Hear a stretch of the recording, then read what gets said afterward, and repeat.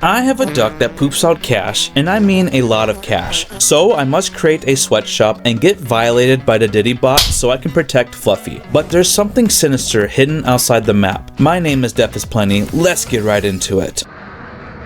In order to keep the ducky, we have to feed it and show it love so we can milk it for moolah. Unfortunately, we have to smack the duck in order to get $1, and the feathers are dangerous. The working environment isn't great at the moment, but everything will change when Obstructa gives Mr. Feathers laxatives.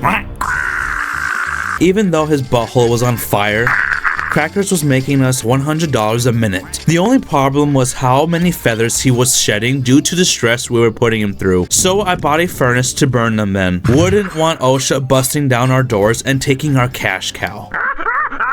I did feel bad for making Fluffy's bowel explode. Good thing there's a wife available in the marketplace for purchase. I'm getting arrested for this, aren't I? Did someone say Diddy? Now that Ducky wasn't lonely anymore, it was time to expand our living room. This is Jimmy. He's a gamer and makes money on Twitch. Since his parents kicked him out for being a slob, we decided to let him move in. Now I have time to look up corn. So hot. After enchanting our swords in case enemies come, there was a problem that we didn't think would happen. Baby ducks that we couldn't afford to raise. I guess there was also an invasion happening, but that wasn't the main problem. I already hired a butler to pick up the money for us. We were spending too much money and the place was a mess. So there was only one thing I could do to fix this. Hire a chef that will cook the kids for us to eat. Since our butler was tweaking off of smoke from the furnace, I let him take a break. Kev had a breakdown after learning the chickie's fate.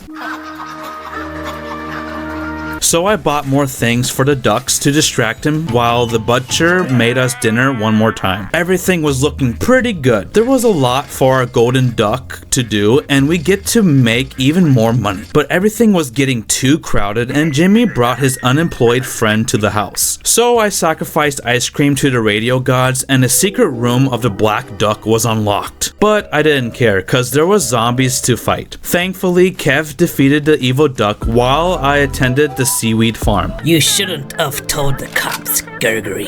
Even though all of the money was piling up, my desire to be rich made me want to start a sweatshop in the basement. The workers were overexhausted and some dared to sleep on the job. A good employer like myself did what any normal corporation would do, and that's hiring a manager that will drown their sea turtles if they dared slack off. The only problem was that I couldn't buy more slaves. I mean workers. So I went upstairs to find out that our butler wasn't collecting our money since he was so tired that his fingers were numb, as if he's the one who had to fight zombies. That's why I decided to cook him so I can feed my employees and Mr. Whiskers. At least his twin brother Jeffrey was willing to take his place. Now that the stock market for duck bread was under my control, I had another problem to take care of. You messed with the wrong duck. Since the old Diddy bot was collecting unemployment, I couldn't let him leech off my money no more. First, I had to shut off the heater by pulling the levers. If it's too cold, then he will freeze to death. He didn't like that and was slapping me with his hand that felt sticky. It got so bad to the point that I had to use miners to distract him. Thankfully, we managed to pull the levers and was finally able to reach the sacrifice generator. God, accept this duck as my sacrifice. But first, we had to slay a lot of invaders and use their souls to open a portal. When we were done, the door to the portal room started to open, but that's when the opposite of white piece of metal wanted revenge for stopping him from being a bum. Unfortunately for him, we had the power of money and privilege to defeat his poverty-ridden powers. Or in other words, his broke ass couldn't afford the hospital bills. Alright sir, card declined,